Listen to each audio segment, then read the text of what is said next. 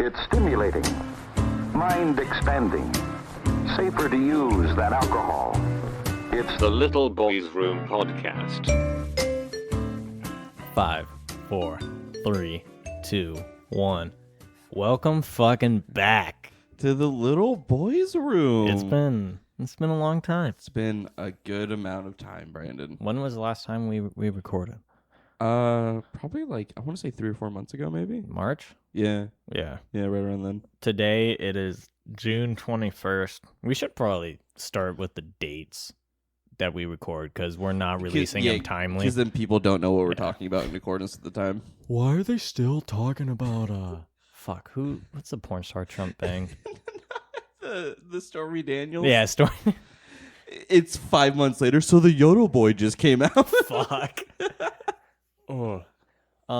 Yeah, no, it's been a while. We took a break. We all kind of agreed, and then Well, I just went along for the ride, I think. yeah, I had things to do. Yeah, And you had personal stuff to work out. Aston had personal stuff to work out. scheduling stuff. Yeah. So we kind of stopped, but then Alex was trying to do it again, and I was like, "Hey, you know what? My time's freed up, you know." Yeah. And but Aston had shit to work out still, I guess. So he's not gonna be doing this for the foreseeable future. Aston is on a indefinite hiatus from the podcast. Indefinite firing. He was He's fired by fired, it. No, yeah. no. He's just opted out. So we're gonna keep the legacy going. We're gonna keep this train rolling, baby. Yeah. Which means that we do have 2 spots open now for guests. We can have a double guest feature if we really wanted That's to. fucking true. Yeah, Nicole and Brandon, where you at? that's not a bad idea. Jesus and Satan. We can have Pam and Herb. Yeah. Herb, yeah. We can have Pam and Herb on. Pam and Herb, if you're listening, please. Or is it Herb? Herb. Herbert. No, that was Sherbert? bad. Yeah. Herbert the Sherbert. Even though we were off for a long time, we still kept our sponsorship from Red Bull. If you're out there. Yeah. No, hold on.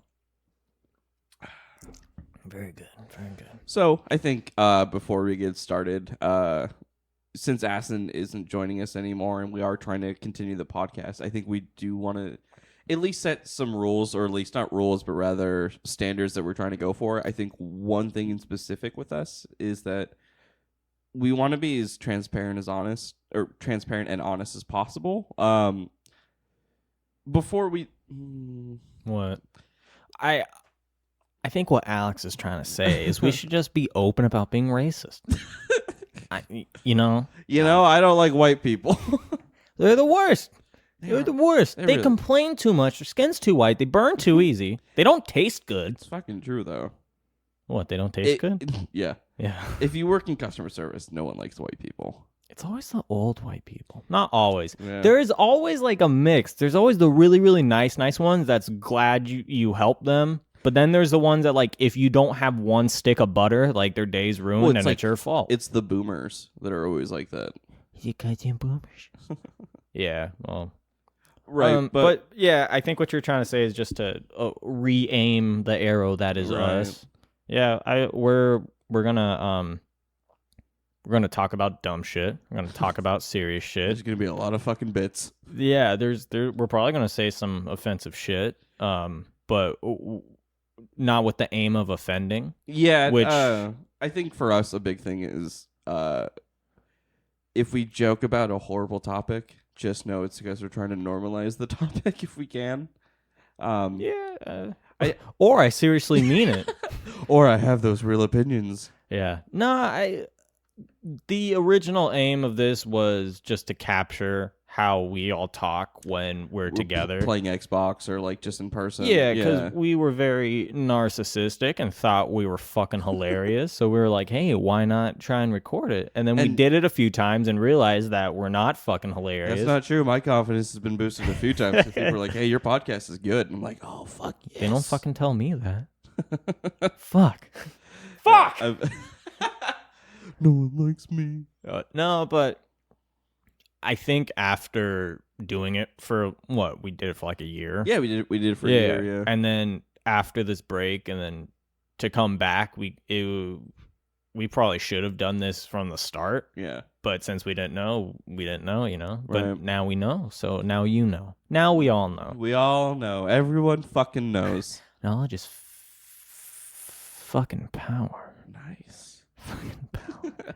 Yeah, so just as a disclaimer, for this foreseeable future, I don't know if we're ever going to have Aston on as a guest. If he wants to come on, I'm more than happy to let him on. I would love to have. There's no have him back. Yeah, there's no like bad blood about anything. It's just Aston's busy, so he didn't. And Aston was doing all the hard work for the podcast for the first year. Like he did a lot of the editing. It's understandable how he can Right. get tired. Yeah, of absolutely. It. And yeah, and also, me and you aren't the easiest people to work with, I don't think. oh, I'm the fucking absolute worst. There was a common occurrence of me just showing up, talking on podcasts, and then demanding Aston to put out the next episode. Hey, when's that episode coming out, bud? See, but I felt like that was a nice balance because I don't fucking care. Right. I don't listen to them. It's, put them out when you want, bud. But yeah, no. Right. Yeah, so since he's also gone, we're gone on that side, the creation production side. We're gonna take those reins. So it might be a little bumpy because we're not as skilled as he is. There might be less quality, you know. Yeah, but YouTube video editing can only teach me so much. What was the Windows media player with the blue fucking title card and the white text? That's going to be all of our shit now. You mean what I use for all of my high school projects? Yep. But yeah, no. I'm excited to do this again. I am too. Yeah. And it's not excited because like, oh, Aston isn't here. It's more excited because like, I think me and Brandon are on the same page about this. We talked about it for a while, and we understood that like if we're doing this again, we have to be exactly on the same page about what we want to do. And I think that was a kind of a hard thing when there was three of us. There was a lot of it's just more moving parts. It's harder to line up. Yeah, and so, sometimes you line up, sometimes you don't. Yeah, it felt like a lot of times we didn't. Yeah, it's just the way it happens. Yeah, I think the last episode we recorded, we never even uploaded. It was so bad. I wonder why, Alex. I wonder why. I don't know, man. That's I didn't just write horribly racist things, then forget to delete them, and then somebody read them. Jeez. Somebody meaning you. You read them. No, Aston read them. Oh, because I airdropped him my notes, and then he was like, "Hey, what's this?" And I was like, "Don't read that." And then me being me, I just fucking dogged on you for an hour straight, and that was it. It just wasn't good. Oh yeah, by the way, if everybody really enjoyed those arguments we had on old episodes, that's pretty much all the podcast is going to be now. Yeah, you know, honestly, when it's just me and you, which it has been a few times, it's actually really calm. Yeah, I don't know why, but every time there's like 3 or more, I just have to fucking attack you. Well, you go into alpha mode, man. Yeah. I tell everyone all this time. Alpha mode. If it's me and one other person, it's perfectly fine. But if it's me and 2 of my friends, it immediately turns into shit on Alex mode. It's because you're a big guy and we know we can't take you physically, so we have to break you down mentally. We just have to fucking tear you apart. I think it's that, and that I also just take bullshit really well. Like I just laugh shit off. Yeah. If I've realized this about myself. If you actually say something and it insults me, like I feel like, oh, that kind of hurt, I laugh about it. It's like, fuck, that's hilarious. And then you come back with saying like, yeah, well, your parents are divorced, so you fucking jugular aiming piece of shit. I haven't said that in a long time. You said it yesterday. Did I? No. It's like what? No. But yeah, no. So I guess that settles that housekeeping shit. I don't know. Yeah, so there's gonna be a lot of cursing, a lot of drug talk probably. Yeah, I mean we're just gonna talk about shit that we want to talk about. Yeah, and sometimes we're gonna work out ideas that aren't fully formed. Yeah. Or we're like, what I will do a lot is play devil's advocate, and I'm like, I was talking with Josh, and he was saying that he's lightweight the same way. Like if someone says this is the example he used. He was like, if someone says like, let's kill all the blacks, he'll be like, well, what will that look like? Like, let's talk about that. Let's play it out. And I'm kind of the same way because that's how I like to talk That's about not a- things. Like, So that's a sign of intelligence, by the way, is thank you. is to like think things out and be Yeah. like, well, what's the rationality behind something? Well, and that's the best way to find out if something's wrong or not. Right. If you look at the world, if you killed all black people, it wouldn't be good. Then you can say, oh, killing all Well, black people aren't good. For what areas? What areas wouldn't it be good for? Detroit, Compton, Harlem. Oh, so you mean all the undesirable areas? No, just kidding. No, See, and then we're going to do jokes like that. Yeah. We don't fucking mean it. I don't mean it. Only on Wednesdays, though, we don't mean it. That's the safe day for the world. Racist Wednesdays. But no, I think something that, we just want everyone to know is that if we are talking about something, and it does seem like we're being really insensitive, we probably are. And that's fine. Yeah. It's how we joke when we're in private, so it's how we're going to be on the podcast. Yeah.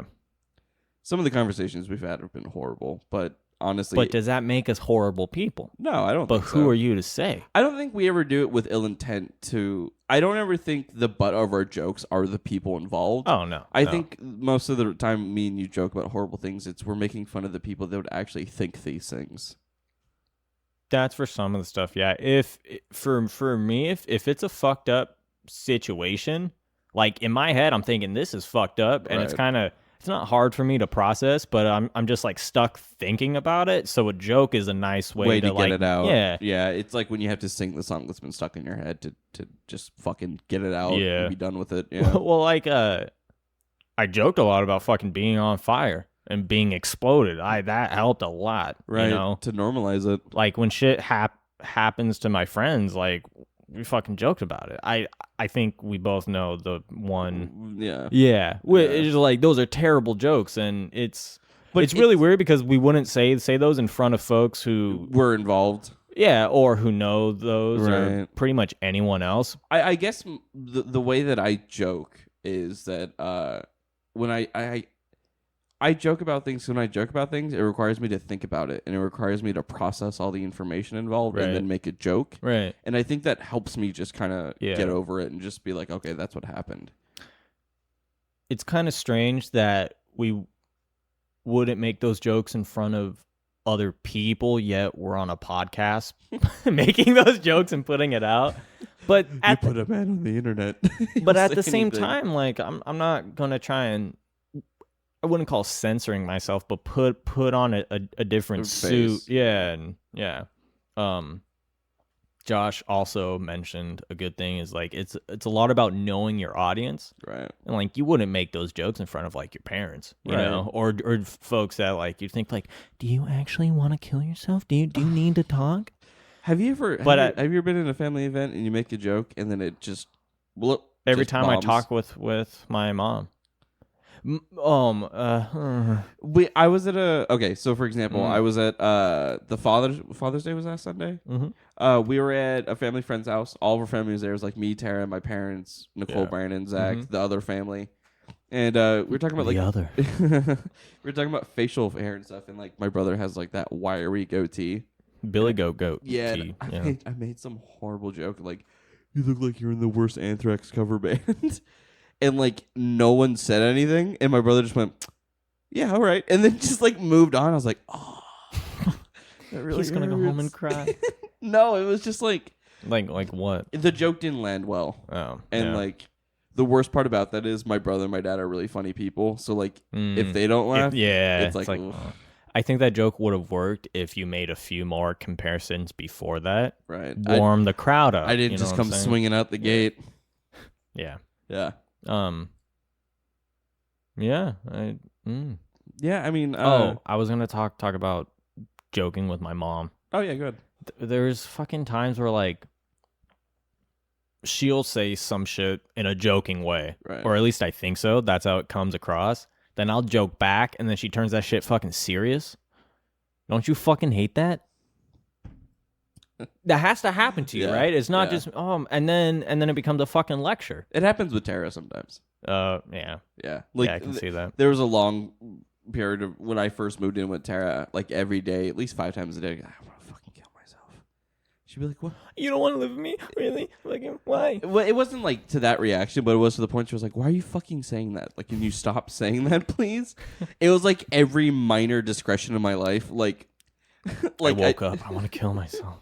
No, it's like I try and open the door, but the door's locked. Fucking kill me. Like, it's just like dumb shit like that. Yeah, it sucks when you feel in your heart and your bones that a joke will work, and then you try it for a year straight and it doesn't, and you have to finally let it go. Straight. I've been working on this material. I've just been saying hard R this whole time. Why is no one laughing? What the fuck? Yeah, but yeah, It has been a while. Should we catch up with each other for the audience? yeah. Well, it hasn't been that long between me and you, but I know, if but we want to do it on the podcast. for them. What has happened since we went on our indefinite hiatus? Yeah. You started playing guitar. Yeah. You bought some shit. Yeah. How much money did you throw down? I mean, I can count it out. Count it out. So let's see. My Gretsch was about 500, 550. Right. Orange amplifier probably about 300. Right. Then I have 3 pedals. So it's safe to say you have more than $1,000. Right around that And area. you keep this in Tara's room? Yeah. And what's your address? For anyone out there, there is about $1,000 worth of shit. Please don't. Yeah, but yeah, because I never played guitar because my brother's really good at guitar and Tara's really good at guitar, so like I never bothered. But when I first lived here, I didn't have a job, so like all day I would do nothing till Tara asked me to go pick her up. You're a big piece of shit, right? Yeah. Okay. And I would play like her little shitty Squire Strat on her little shitty Marshall amp. Sounds like you're just talking shit right now. Yeah, they were so shitty sounding though. They're good, but all their gear fucking sucks. Oh my god, her little Marshall one had like the way you switch between channels was you press like the light that shows what channel it's on. That's weird. I had like no way to figure that out. I did it on accident one time, and I was like, "Wait, what?" But then like her dirt channel sounded like horror. It was so weird. But I just started playing like my free time, and I was like, "Oh well, I should probably just buy my own stuff." And then now I play guitar. I was fucking around with my new pedal this morning a little bit. The Rat. Yeah. I've noticed an increase in skill on your part, because you'd play around with my shit years ago when we first met, and you weren't fucking good, right? But it's, repetition, I think. Yeah, but I could tell the interest was there, right? And it kind of hurt me. I'm like, oh, this guy is just fucking terrible. Well, you have to know the interest was always there, but the thing was, I had Zach for a brother, and it's really hard to take the confidence up to pick up an instrument when your brother just picks up a guitar and just starts shredding. Well, and also when Zach acts the way he did in high school, and he would just fucking berate you at any point, any possible chance. Yeah. I think a big deterrent for me as well was my dad bought my brother his first guitar. I think he bought him 2 guitars, the 2 Epiphone Les Pauls he had, and then the Marshall half stack with the JCM 800, which, by the way, really good fucking head for an amp. Marshalls are... Yeah, but like the JCM 800 is like a really good model. Like a lot of people use it, I guess. Oh, you're saying he threw down a lot. Yeah, he got him like solid stuff.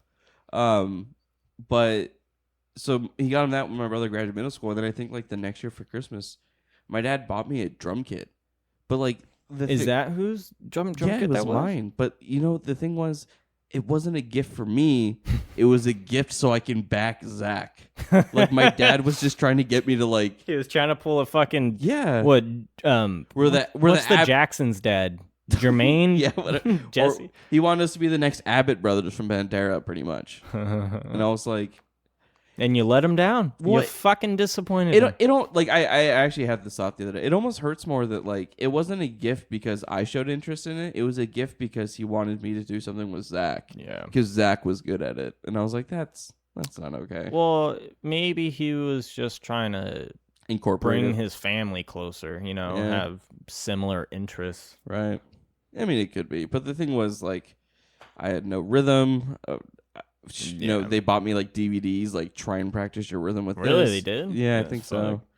If if I had a drum kit now, like I would put the time in to like learn to play drums. I fucking remember we had a drum kit in this room. It was against that wall by the fucking door. They bought it for Brianna because she was doing percussion in middle school. And like I was fucking, I want to say 8 or 9, but I think I was older, like 10 or 11. And like, I wish I fucking played that more because they got rid of it. I think they donated it to Morel. But like I would sit on the drum throne and just play the rim shots and just make like horse gallop noise. Oh, this is cool. Like I should have been fucking playing that. Right. I remember one time specifically, I was playing Pokemon Ruby, and I was trying to catch Groudon. I was just like sitting at the drum. I was like, I should have been fucking playing drums. Yeah, I remember there's one time when I was dating my ex. Yeah, and we were with her family, and I think her family went to my house for something, and then like they're like, "Oh, Alex, you have a drum kit, right?" And I was like, "Oh yeah, I play drums." Talked it up way more than the skill level I was at. They're like, "Alex, play something." it sounds like a movie. And they're like, "Alex, do you want to show us how to play drums?" And it was in that sunroom we had. Yeah, and I just did, and then I was like, ugh. And like I remember her mom being like, like the face of just like, this fucking liar. Yeah, like I talked it up way more. Well, I didn't expect them to be like, "Hey, let me call you out on that. Let's go to your house." Yeah. Let me and my 5 children go to your house and just like, see this. They went just to like, let's see if this fucker's lying. Honestly, that's how it felt. Damn. And I remember it was like during the day too, and like Zach was there with Dan when they were like kids, and they were like laying on the couch, and they were like just laughing. I remember them being like, "Why are you fucking home right now? Who are these people? What the fuck?" Yeah. Wait, so why did they come over to your house? I don't remember. I think I like made them food or something. It was weird. Never made me food. It's one of those blackout situations in my head where like I don't remember a lot of the details. I had a similar experience with an ex too. I think I brought my bass to her house to practice because that's right around the time I was playing with Tristan and Bubba. Right.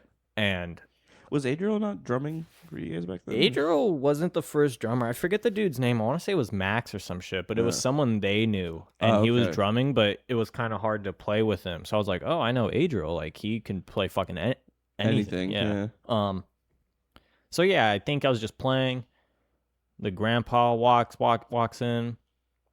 And I forget it was him who asked or my ex, but they were like, play some shit. And I wasn't good on the spot, so I really just played a scale. And he was just, I like can tell that he was like, what the he was like, no, it's good. It's good. I'm like, it's not. Don't fucking say that to me. I think that happened last time I went to my parents' house. I brought my guitar and my amp over because my dad, before I bought my guitar, I was talking to my brother about it at my parents' house like a few months ago. And my dad like wound up researching Gretches and stuff because like he likes to think about things, and he's always interested in that stuff. And he's like, oh, bring over your guitar and amp and stuff. So I did it. And he was like, oh, you brought your guitar over? And I was like, yeah. Like, I play guitar. Yeah, and then Zach brought his stuff over later, and he was like, well, let's jam. Of course, that never works out well with Zach because he bought like one of the nice katanas, too, that has like all the effects on it. Oh, the Boss katanas? Yeah. With the like the 210 or 212 one? Yeah. And I was like even trying to fuck around on it. I was like, what the fuck? Like, it is confusing. But yeah, like after like a minute of Zach just soloing me going, did it. I was like, yeah. Zach was always hard to jam with. Well, it's especially hard to jam with the kid that has a fucking half stack when everybody has crates. Yeah. I have this practice amp. Basically, if you weren't the drummer, like it was pointless. Yeah. He was also like when you jam with people, and I feel like this is the same as like if you play a sport, you have to learn to play with people. Right. It's not like let me just show off to everyone. It's not enough to have all the skill. Like you need to learn how to work with. And Zach was very hard to work with. Like you had to work with him. Which is why I never played an instrument again. Yeah. And I didn't understand that that's not how everybody was. Yeah. Yeah. I think I jammed with him once or twice, and I was just like, this isn't... Yeah, I think I was there for both of those times. Yeah. Yeah, I was at the old house. Yeah, like, I want to learn how to jam with people, but I know I'm not good enough, and, like, I know I need to, well, let's jam, bitch. Well, I know I need to practice, like, tempo and rhythms more before, practice. like, I can play with a bassist. I'm your tempo, dipshit. What do you think a bass does? It literally does nothing else. Well, I mean, like, I don't know if I can, like, keep in time properly enough. Well, that's why you practice. Yeah, I know. That's what I'm saying. That's why we jam. Oh, fair enough. That's the practice. Right. I don't know what we would play, but, like... Drone shit. Honestly, it's what I play in my free time. Yeah. What else? What else is new with you? Big dumb piece of shit. I still work security. I don't know if I was working security before. Securing the lots. Yeah, securing that cannabis. Let's go. Yeah. Legalize it. Well, I guess before we get off the topic of music, my band recorded in a studio. Yeah. Yeah, that was cool. That was a fun experience. Yeah, tell me, how long was it and stuff? Like, I don't know a lot of details. We were scheduled from like 10 to 6. We got there at 10. The dude didn't get there until like 10:15. Excuse me. We were setting up. I feel like we didn't start like playing and taking takes until near 12. But yeah, just to mic everything up and stuff. Yeah, that's what I was thinking too, like to test the room, because we were in a room. Fuck, what was the size? I don't know how long 10 feet is, but it was a square room and it was a decent size and it was clear. Like it had sound traps and shit. Right. So like bigger than like your practice room and stuff. Oh yeah, way bigger. It's probably like maybe like another half size of the room expanded, or like a quarter. So enough to like move around if you need to. Yeah. It was roomy. So, but it was like fucking legit. Like you walk into the room, there was like the mixer stage, the fat fucking mixer. Then you walk through like 2 doors, and then you're in the room. And he has like the window. Yeah, they had wood sound traps and shit. Oh, yeah, okay. and like he could press some shit on the mixer, and like Tristan had the headphones, so like he could hear through the phones. Right. And he could hear Tristan talking. I was like, is that through the fucking headphones, or like is there a mic in there? I didn't get an answer to that, unfortunately.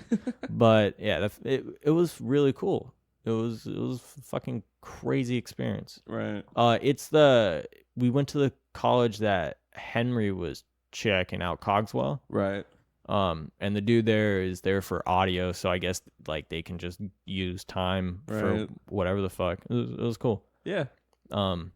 I'm sure it like one of the projects probably is like produce a few bands or like produce some work. Oh yeah. Like build a portfolio. Yeah, like midterms and shit. They have to record and mix stuff. They had a mastering room there too, which I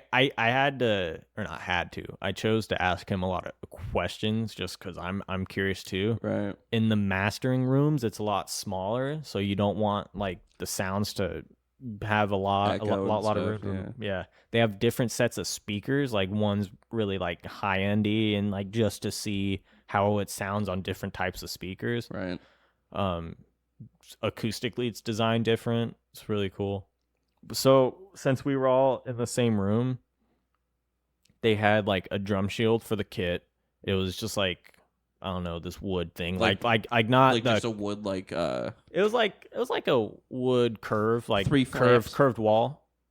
You 1 know? flap, 2 flap, middle flap. No, it was just like a solid curved wall. Like, oh really? Yeah, Okay. like think some shit you'd use as a. So just to keep that noise from reaching your guys' amps. Too much, yeah. It's really for the mics, because we could all hear each other. That's one thing too. The room we play in is very small, so we all sound like shit when we turn and up. I'm sure like, you guys just fucking crank it oh too. Yeah. We'll crank as much as I can before it really sounds like shit. Right. But playing in that big room, it was I don't know if validating is the right word, but like it sounds better. Like we all sound good if we're playing in the right space. I'm sure validating is a word for it, because you went from like not knowing how you guys fully sound when everything's clear to going into a studio and being like, oh, I can hear how everything mixes and I can hear Tristan's voice with everything. Yeah. Well, actually, he didn't sing when we were playing.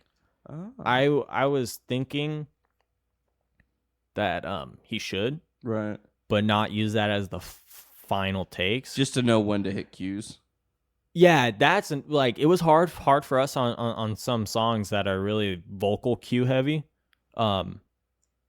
just because we didn't know when the next part would start, Right. when one would stop. There's actually one we had some issues on. We played like an extra measure for this one part because I think Tristan in his mind wanted some cushion space, but Adriel didn't really get it. So like he changes the symbol, and like when they're trying to lay down the vocals, it was a little off-putting. Actually, you know what? Take that back, because we recorded on some songs multiple takes, and the recorder had the wrong ones selected. So like we were like mid argument, sort of, like, because Adriel was upset that it wasn't like right, and I was like, it's kind of fine, because like I really doesn't seem to make it too much of a difference. No, I kind of didn't give a shit, but that sounds bad to say. Like, I cared, but like I kind of like a lot of stuff that doesn't sound good. Like, sounds like garage like recording, lo-fi. Yeah, like just try your best. Yeah, like just the fact that we had mics and not a phone, I was fucking fine. Right. But then it clicked. I was like, wait, is this the right take we did? And he was like, oh yeah, and we switched, and it was perfect and worked out and stuff. Right. But yeah, no, it was cool. They record sound effects in this, like, imagine a stage folded in half, right? But inside is like insulation and shit. That's what they use to record like sound effects, like cabbage being ripped and shit, like, because it traps the sound. You just put mics in there, right? Yeah. Oh, so like for like movies and stuff, and videos and shit. I've always thought about, like, that would be an interesting career. Like the guys that do that shit. Yeah. Stabbing a melon and shit. Yeah, I've seen they use such weird shit to do sound effects sometimes. I wonder if they need a special door to get that door closed sound. You know, like just hinge? One that's not on a wall, like it's just a frame. Oh, I'm sure. It's crazy how like you take for granted the amount of sounds that are in a movie. It's fucking nuts. I remember the first time I realized that all the sounds in movies aren't from the actual location of the shooting, and I was like, what do you mean they edit this in? Except for Heat. Which that shootout? Yeah, it was all...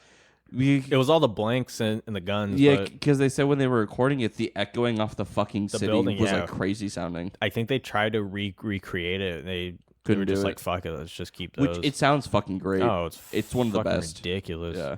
I watched that for the first time like last year or early this year. It's so fucking good. Oh god. There's that shootout, and then the last shootout to Wave the Gun, where like it sounds and just looks so good. My brother like used to jerk off to that film. He fucking loved it so much. Yeah. I just recently followed Ryan Felipe on Instagram. He's cool. He was in MacGruber. That was a funny movie. No. They all blow up. The throat rips. It gets really fucking terrible. Yeah, SNL movies are kind of a hit and miss. You know, there's always those people on SNL who get popular, and they're like, well, I could make my own movie. Mm-hmm. It's like, because they did it with the Blues Brothers, and Dan Aykroyd then did like Coneheads and stuff. Yeah. Forgot that those were... Chris Farley as well, with like Black Sheep and Tommy Boy and stuff. Was Tommy Boy a SNL thing? No, but I mean, like, just like actors that went from SNL to wherever. It's a pretty common thing, because in Adam Sandler, Eddie Murphy, now with like Bill Hader. Yeah, true. Kristen Wiig did that movie a while ago. Andy Samberg with fucking his music shit and basically his whole career. Well, now he has that show. He does Brooklyn Nine-Nine. Yeah, which apparently is hilarious. Yeah. It's hard for me to watch TV now. Yeah, I agree. I rather just watch Netflix and shit. Yeah, I mean, last night, like, I was even like about to play Netflix, and then I was on my phone at the same time, and I was like, yeah, fuck it. I just connected my phone to my TV and just was like watching that, because like I don't have the time anymore to pay attention to a show and really take it in how I used to, especially when I live with Tara, because it's like we have to watch something we both want to watch. Yeah, and you have to watch it when they watch it. Right. Oh, speaking of shows, what happened when we took our break? Fucking Game of Thrones ended. Oh yeah, since the time we have stopped, Brandon started and finished Game of Thrones. Oh, I caught up in like a month. It was a really good show. Yeah. Last season really threw it away. You know, I didn't mind the last season episodes as much as A lot of other people did. The last episode, though, I didn't fucking mind. Like, the pacing, it was so fast. It was fast, but kind of didn't care until you think about, like, wait, they're, like, already refixed King's fucking... Like, what? Yeah. Yeah, it was so fast and so, like... It didn't match any of the other show. No. Because the beautiful thing for Game of Thrones is storylines and plots play out for an entire season, which is like 10 episodes. Yeah. It's a long fucking time. There's a lot of moments of like, what the fuck's going to happen? Or, oh, is that going to happen? But then like, okay. So there's a few moments throughout all the seasons where you're like, what the fuck? And then something happens really quickly and you're like, what? And then they took that feeling and made that the entire last season. Just like back to back to back to back to back. And I was like, ugh. But I think the what the fuck stuff was like not as what the fucky. It was more like, what the fuck? Yeah. I man, winter was coming for 8 fucking seasons. And it came and left. In one episode, motherfucker. Like, really? Come on, guys. Well, was the idea that the Night King was winter? Is that what brought winter? And now that he was dead, that winter was done? I think so. Like, because the whole point of the story was that the Starks are the old people that defeated the White Walkers before. Oh. That's why they always say, like, Jon has old blood. Like, the Starks have that old blood and the old gods. So I think that's what they meant was that, like, oh, the danger's going to come back. But it was just kind of a saying, like, oh, winter's going to come. Yeah. But then it actually came, and it came with the Night King. It was this whole fucking thing. Well, yeah, because that was that. There was a lot of talks about like how all the old tales of like elves and shit, like all the mystical stuff was the tree like nymphs it was or just whatever. stories, but they all kind of knew it was real. Yeah, I mean, there was a whole bunch of that shit. There's that scene where Cersei was even like, "You're telling me there's fucking dragons, Dothraki screamers, White Walkers." Yeah. She's like, "Apparently, all the child's tales are real." Mm-hmm. And I'm like, "Oh." I will say this though. The actual battle for Winterfell. Oh my! It was really good, dude. A lot of people complained because it was so dark, but I was like, "That's the fucking point. Turn your lights off." Yeah, watch that shit at night. It wasn't that bad. No, I enjoyed it. I couldn't watch it down here because there was a fat glare on the TV. That kills me. We were up in Brianna's room, and it was fucking good. It wasn't that dark. It wasn't as dark as some other films and shit that I've seen that I'm just like, what the fuck's going on? Oh, speaking of dark, the fucking last fight scene in Captain Marvel when they're on the ship and she fights the Kree. Dude, I couldn't tell what the fuck was going on. Like, who's... And I'm not sure if that was the camera or... Where she has her powers and then, like, she's fighting all of her ex-teammates. To, I'm just a girl or... Which was, honestly... That was a fun fun part of the movie. Yeah, I was like, yeah, it was good. Me and Tara watched that movie. We're so fucking dumb. Anytime there's like a moment where like me and her know what's happening, we're like, oh, I understand. So like when she had the 9 Inch Nail shirt on, me and Tara were like, oh, I know what that is. 90. 90. You know, when that came out, a lot of folks were bitching about all the feminist I don't know how you would phrase it. The not wording, but the oh, like all the moments where she says something and it's like or they were because I'm a woman. Like fuck. Like I think one of the parts is when they're going through her brain and there's that moment that plays back where it's why they call it a cockpit. Yeah, and then she like shoots it the screen. Yeah. Watching it the first time, or the only time. It's a little on the nose. I didn't think so. Like, it didn't bother me, and I just kind of... I was just like, yeah, that's the story. Like, she... A lot of people are saying she's, what's that word that they call actresses who, like, are just, like, blank female? Like, there's no emotion. Not Mary Sue. It's Mary Sue, I think, or something like that. I think there's another definition for Mary Sue. But, like, Let me check. They're saying, like, she's pretty much just a pretty face. There's not a lot going on behind that.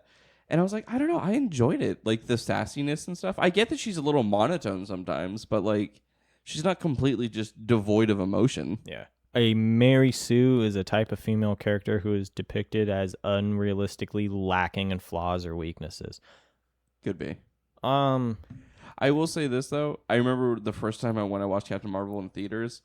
In one of the early scenes when she's fighting the Skrull, and like one of them makes a screaming noise, and she does it back at him. I was like, oh, that's perfect. I love it. I think a lot of the issues that I've had with the film, and I think that others have with the film as well, is just the writing, and not in the sense that they wrote like with the female view and like trying to push the, I guess you can say, feminist propaganda.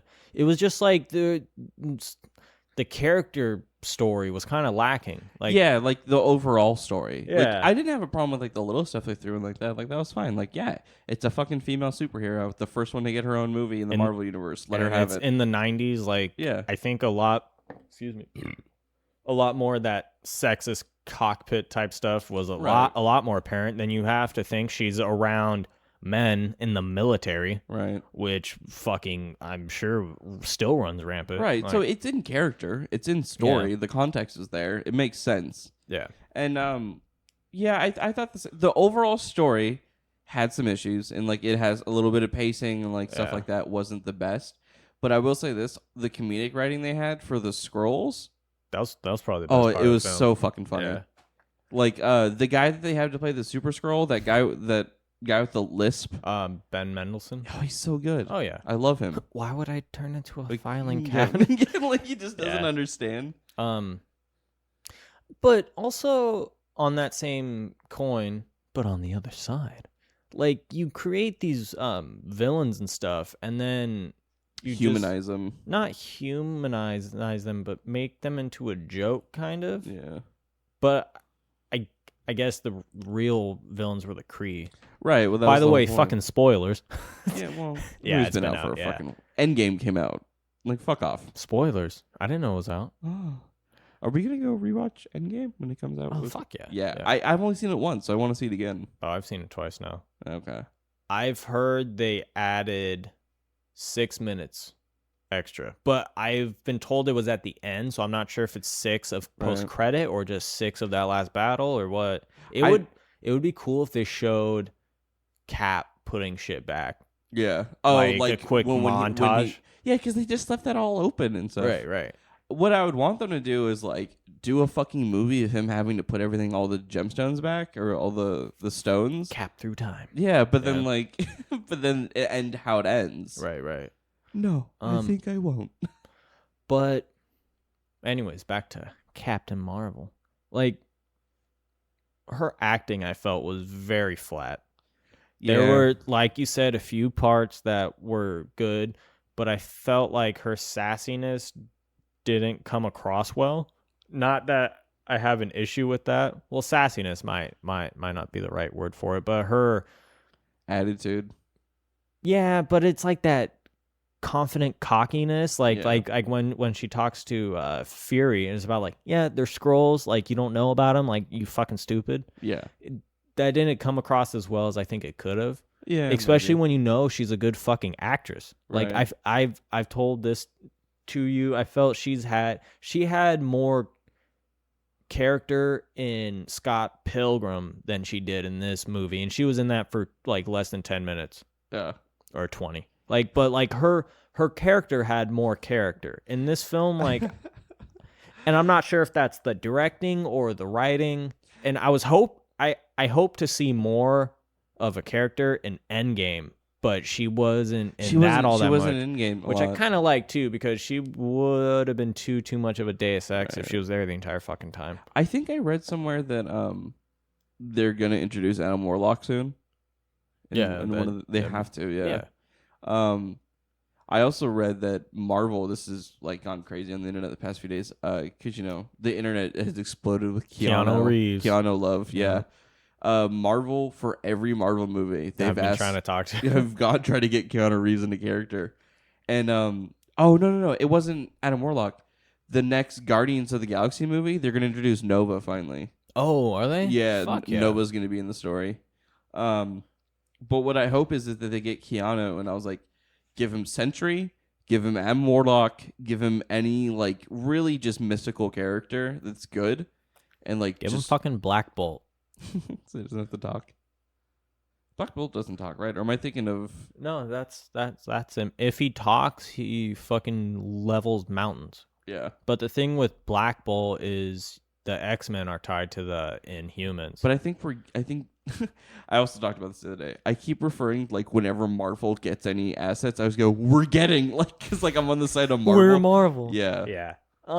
But yeah, if they should bring in Black Bolt because he does that stoic not talking shit well. Right. And like we've seen John Wick, he can act really well and talk not at all. Yeah.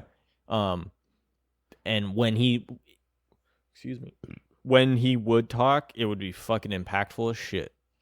Now, do you want to talk about John Wick 3? Because that came out too. Yeah. I've seen it twice. He would also do good as Warlock or Sentry just because he like he was in The Day the Earth Stood Still and he like played that the alien dude, the stoic like Matrix Keanu Reeves for like Reloaded and Revolutions is essentially just Sentry. They're essentially just the same character. Like if you think about it. Now, would I want to see Sentry like rip Thanos in half? Fuck yeah. Thanos is dead. Yeah, I'm sure he's gonna come back. I was also because when I'm at work, a lot of the people that I work with are comic book fans, and we're like, okay, who's the next villain? Who's the next villain, Alex? Someone, why are you hiding that jewel head? Shut up. Let me get that. And about who the next villain could be, and everybody was like, oh, like what if they do Galactus and Silver Surfer? And I'm like, fuck that. We're done with that. Fuck my ears. Yeah. Sorry. You think so? They've tried it before, right? In the Fantastic Four movie? Yeah, but that's not fucking MCU, dummy. Yeah, I don't know. Galactus would be hard to fucking do. So what I said that they have to do is Doom. We have to introduce the Fantastic Four. Yeah. And I know that it's in the talks because I heard The Rock is being offered the position of the Thing. That'd be fucking Which is cool. like perfect casting because it doesn't make sense to have like some scrawny guy turn into the Thing. You need someone who's like big and already kind of looks like that. Yeah. Michael Chiklis. Yeah. Yeah. How do you feel when a character from the original source material is like their ethnicity is changed in films and stuff, right? You don't really give a shit? I think as long as they do it justice, it's fine. I don't think it needs to be completely accurate. Now, I will admit the ancient one from Strange and it being Tilda Swinton is a bit off. Really? Yeah, because like the ancient one in the books is like Chinese or like he's like clearly Asian. Yeah. He looks like Nicolas Cage in that fucking that Death Proof interlude where he has the fucking Fu Manchu whiskers. Yeah. I didn't mind as the character seeing it being her.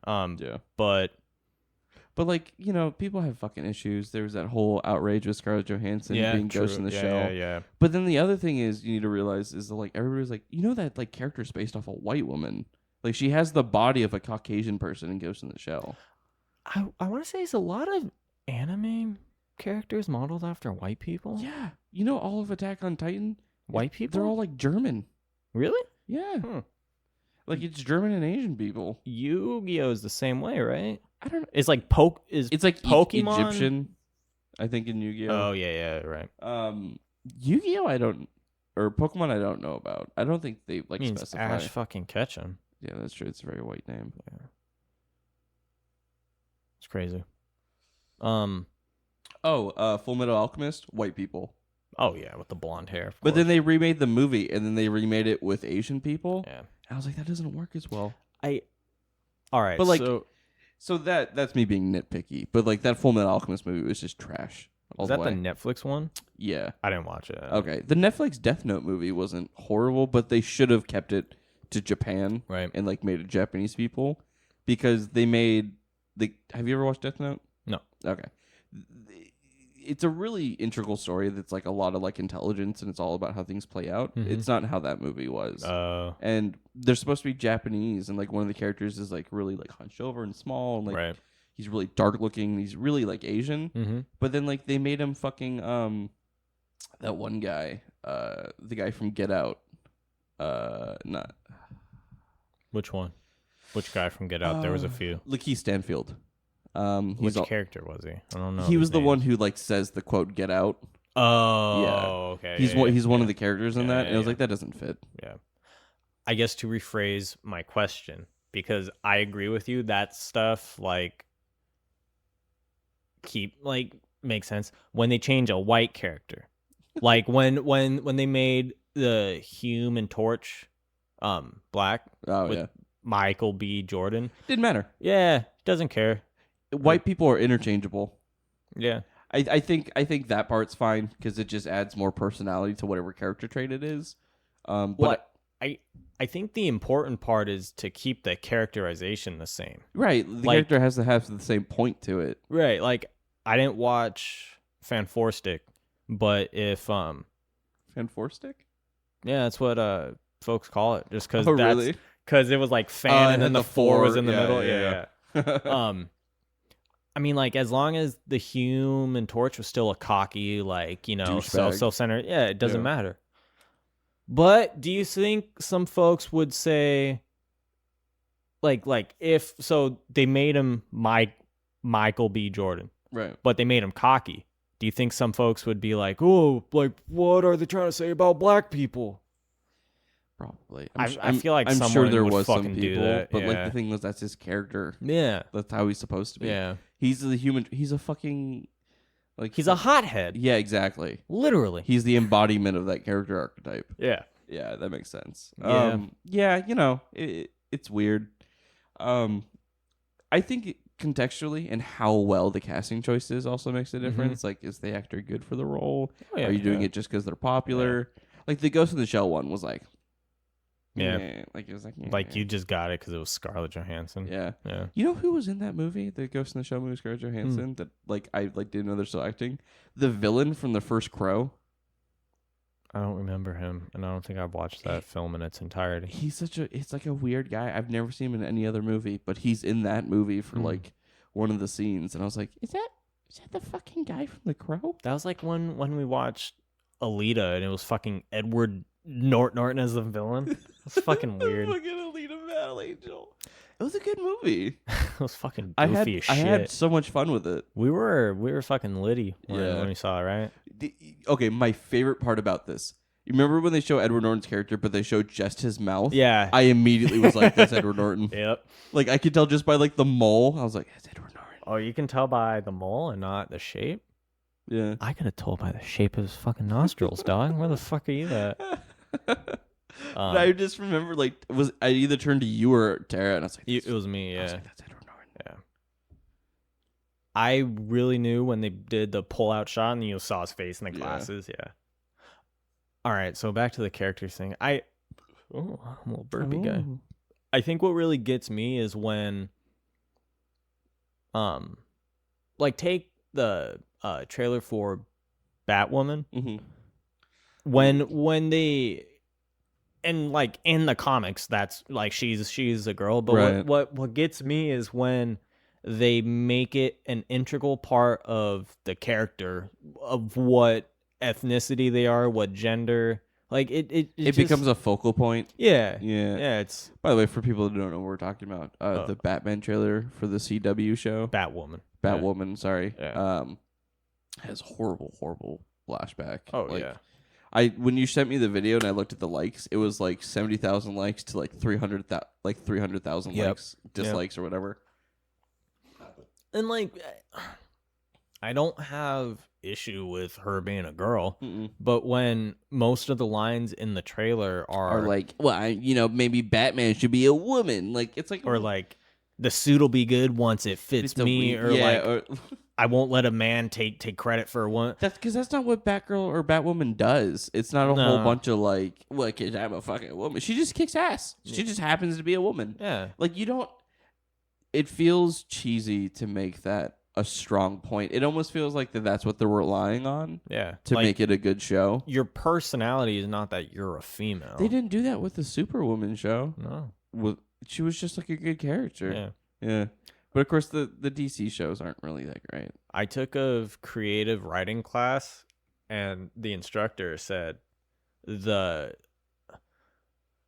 don't think he said it. I think he was quoting another writer, but he was saying the best way to write a female character is just to write a person. Right. Like don't make it about them being a female. Oh, I'm going to buy shoes and lipstick now. I will see you later, John. Just make him an like interesting yeah, person. just write him as a person. You know, I think Tarantino does that pretty well too. Yeah. In some parts. Yeah. He just makes him like realistic and as a person. like Shoshana, like she Yeah. wants revenge because her family was Perfect. killed. Any person would want that if they had the drive. There was never a single moment in that movie where you felt like he was pandering to the female audience to make her like one of the badass characters in the movie. Yeah. There was like a situation where the guy was hitting on her, but that plays into the story and how things play out. Right. It wasn't like, Yeah. oh, she's a woman and people like her. It was People hit on her. Yeah. it played to the story because an integral part is he winds up killing her. yeah.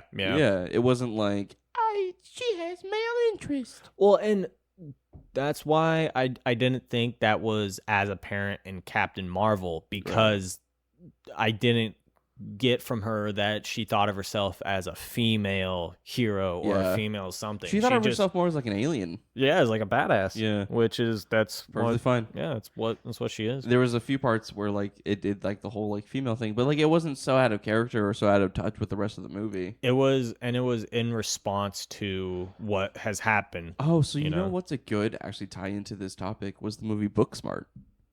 I still have not seen it, but I heard So- it's really good. So fucking good.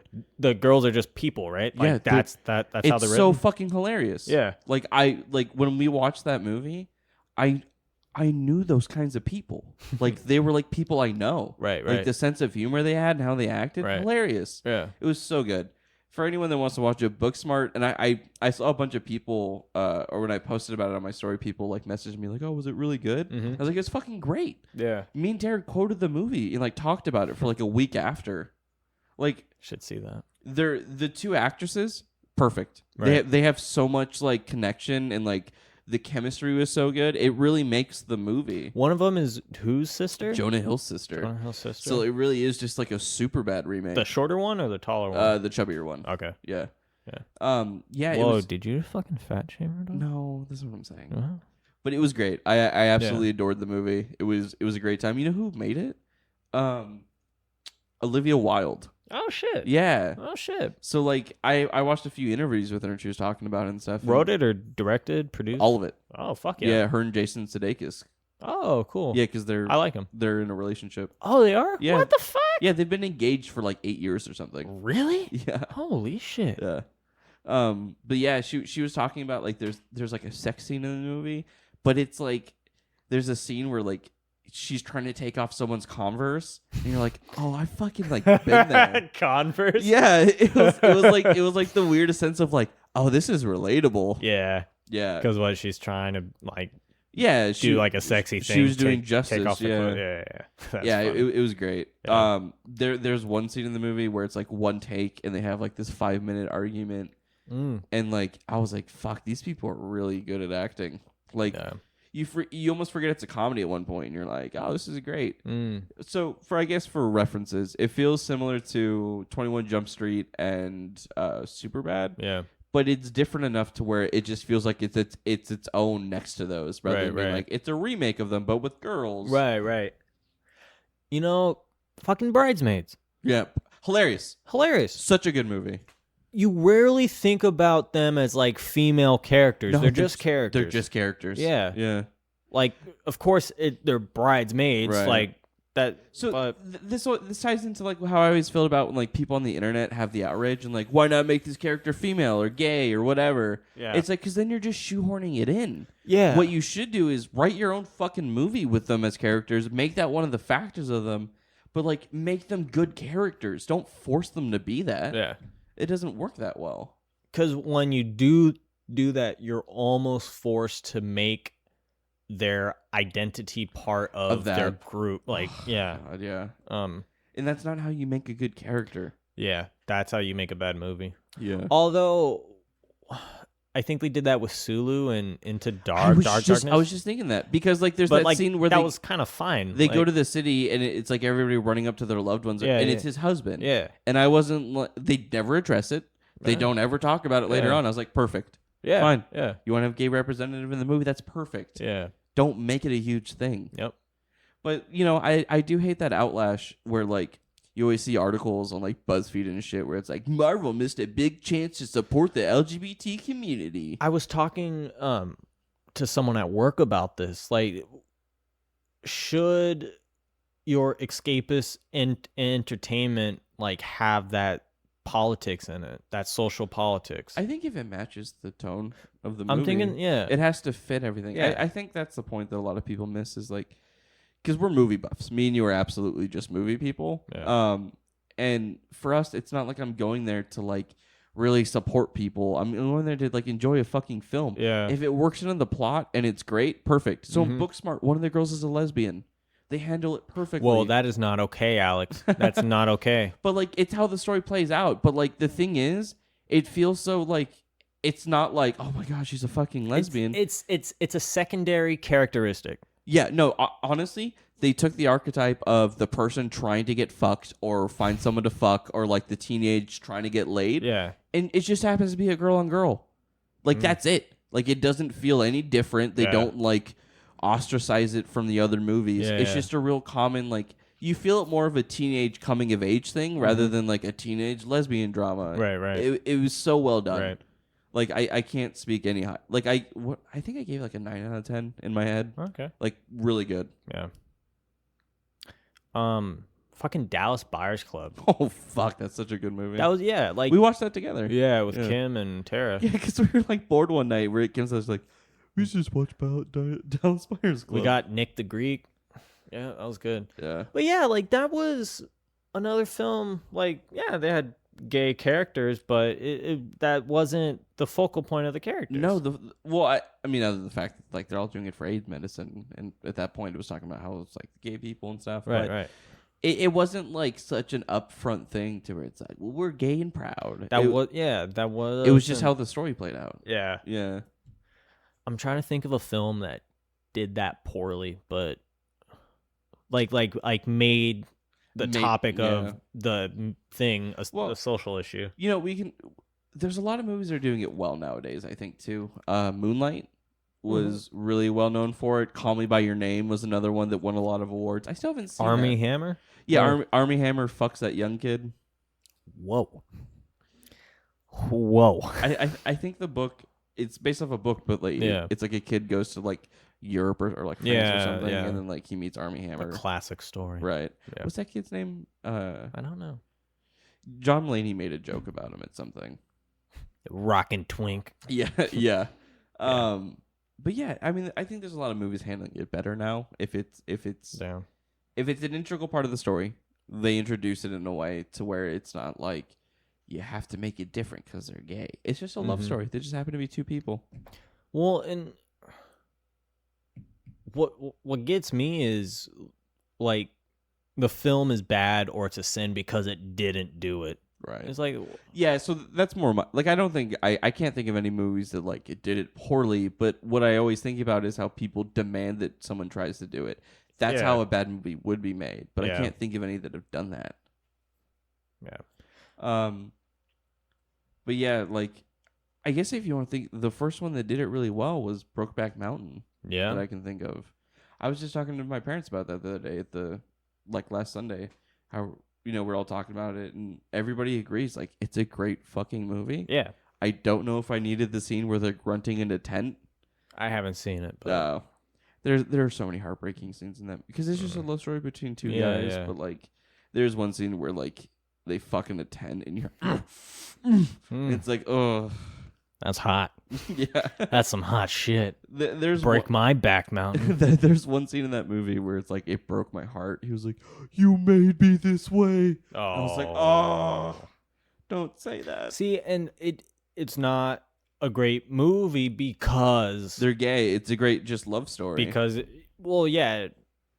a great film because it explores them as people. Yeah. Rather Yeah. than focusing on just like I like dick. That's what always bugged me about the not the support, but the reaction Black Panther got. It was an alright movie. Right. It was probably like solid 7. Right. You know what? But I feel like everyone fucking loved it. just because It was of the idea. It was all black cast, all black crew. I did see a lot of like Marvel fans who were black, and they came out and like, guys, it's not that great of a fucking movie. Yeah, It's not like the best Marvel movie. yeah, and I think when they started doing the Oscar hype, I was like, that's not happening. Yeah. That shouldn't be happening. You've seen the tweets of like the folks who are like, they're like the white folks saying like, hey, don't go for this first week. Like let the black folks have their time. Like what? It's like, motherfucker, shut the fuck up. I'm going for Martin fucking Freeman. I'm not going for Chadwick Boseman, man. That's why. Martin Freeman. But yeah, I just never got that. Yeah. It was a good movie. I enjoyed it up until the last 20 minutes. I enjoyed it until I realized I only saw him as Black Panther 3 times. And I was like, wait a minute.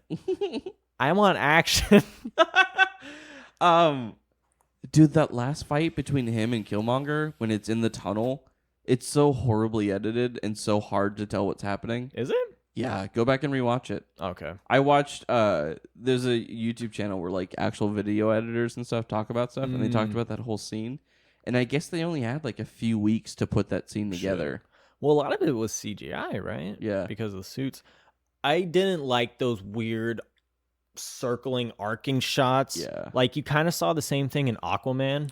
Yeah. Like that first fight scene in the room. Like I don't care for that. They said another thing about it was that they said like the editors were talking and they're like, look, if someone handed me this movie and we had more time, I would have told them reshoot this.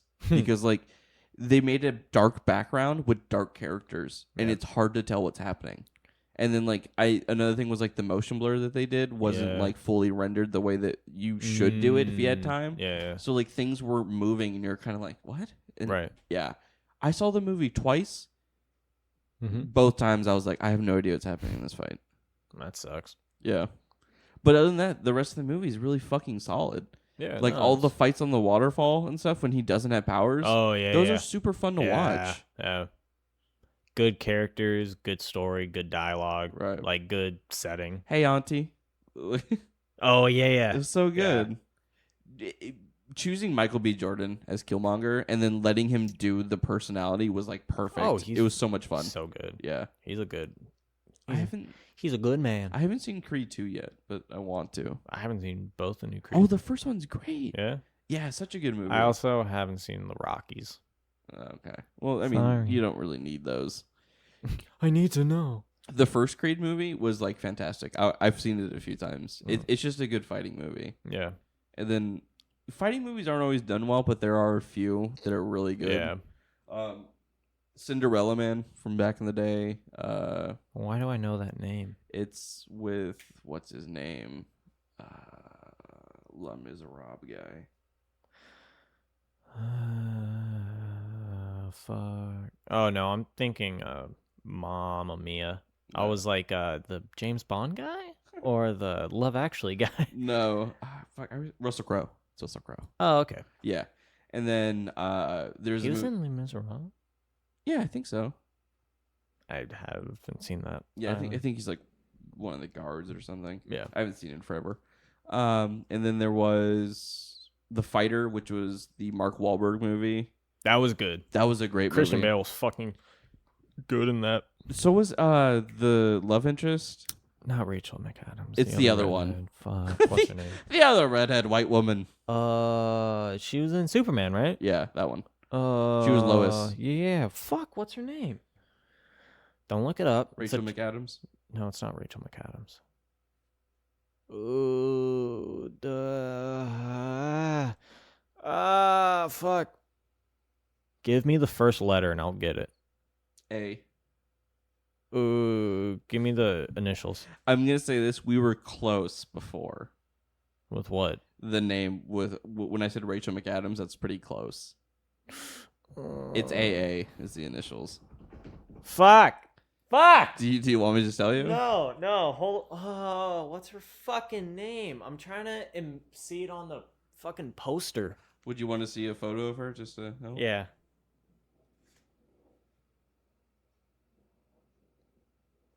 Amy Adams. There you There you go. Let's go, everyone. That's the best feeling. That's the most satisfying. Oh, I did God. that once with a Chris Isaac song, Wicked Games. I was trying to remember it for an entire day. And when I got it, I was searching. It's almost better than coming. Oh, almost. It's like a brain cum. Yeah. I was searching acoustic songs from the 80s, which I didn't know if it was. Right. But and I had the melody for the chorus in my head, and I just kept singing. And I don't know how I got it. I was trying to search through my old YouTube history. It was fucking bad. Dude, when you find a song off of the one sentence lyric, Yeah. and you're like, oh, I found it. I'm God. It's one of the best feelings. Mm-hmm. Do you ever do you ever just try and find a porn video you watched 5 months back, and you're like, what was the name of that video? I still try and find ones I used to watch when I first watched porn. Yeah, just to see if it was good or not. Page 58, page 59. Dude, when I used to get really high, and I would just I would get so high before I about to jerk off, because it's so much better. Yeah, but then you feel more bad about it. But here's the hard thing though, is that I'm super indecisive when I'm high. So I'd be on page 100 just there's no commitment. Yeah. Yeah. yeah, I know what you mean. It's the worst. But yeah, The Fighter was great. It's Yeah. a great movie. Did you watch the one with Tom Hardy and what's his fucking face? Warrior. Yeah. Yeah. Did you watch that? I've seen scenes. I heard it's really good. Same. Seen scenes. I have seen the scenes of the movie, Brandon. Yeah. Speaking of seeing scenes of the movie, I started a fucking poetry page, and that shit is popping. It's not even related. Well, scene sounds like poetry. That's why I brought okay. it. Right. But yeah, it's not serious, but everyone fucking thought it was. Yeah, can we talk about this? Yeah. So we have a mutual friend, Right. and there was a poetry page made by that person. Well, not my friend. Well, friend. Someone Yeah. acquaintance, I guess, is Yeah, what yeah. we would describe it. So I saw it once when she first made the bleep that, gave away the gender. Yeah, but yeah, I'm not editing that out. Aston, can you edit that? Yeah, no. So I saw it when it first came out, and I was like, oh, okay. And then I saw it again. I was like, wait a minute. Yeah. I can do better than this.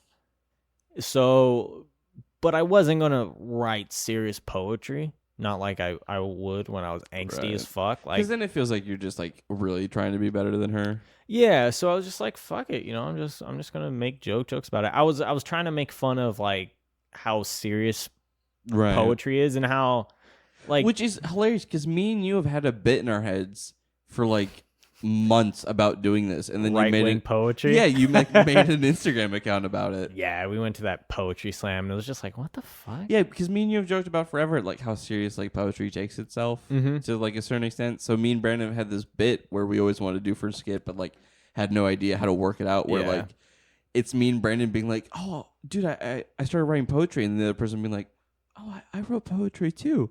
But then as we start telling each other poems, they just become progressively more left and right wing against each other. I watched the wall fall, crush the snowflakes, kill them all. Dumb shit yeah, but yeah, it's almost all the poetry I just you see. thought of a good one. What? For the things oh, a bomb, huh? Fuck. But yeah, oh, I just fucking got that. Say it again. Oh, a bomb, huh? If you didn't get that at home, you fucking stupid. But yeah, almost all poetry I see now is the rupee. Rupee. Is it kapar or car? I don't know. I don't know, but it's all in that stupid But style. it's all those 4 short lines I was once his waterfall, and then I dried up. Shit like that. She does it well. I like Rupee Kapar stuff. when she did it originally, I was like, yeah, that's not bad. What's the book? Milk and Honey? Yeah, something like that. Yeah. But that was my aim, is to write those short, like quasi deep, but not really. So right now, for your listening pleasure, Quasi deep.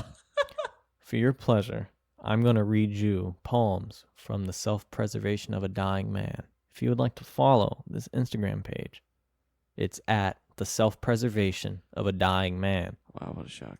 This is should I start with my first one or just pick a random one? Pick your favorites just to give people an idea. Oh, okay. All right, here. Where is it? So keep in mind, this is an Instagram account that Brandon made, and he makes posts, and there's a lot of them. I think I got 27 now. Okay. All right. I would appreciate snaps instead of applauses. Okay. How many times must I say, I don't like ice in my water, before you remember to not put ice in my water? Thank you. Okay. Please, let me go. You're hurting me.